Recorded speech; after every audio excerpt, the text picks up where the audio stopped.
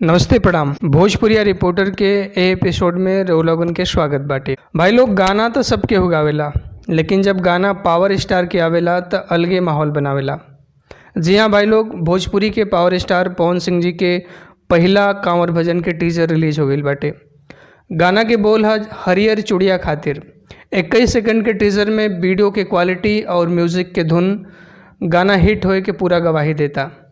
गाना में पवन सिंह जी के साथे भोजपुरी के नंबर 1 गायिका शिल्पी राज जी गौले बाड़ी। और गाना लिखल गई है पेन के जादूगर रोशन सिंह विश्वास जी के द्वारा। म्यूजिक प्रियांशु सिंह जी के है और वीडियो डायरेक्टर बाड़े विभांशु तिवारी जी। गाना में नम्रता सिंह जी फीचर भइल बाड़ी एक्ट्रेस के रूप में।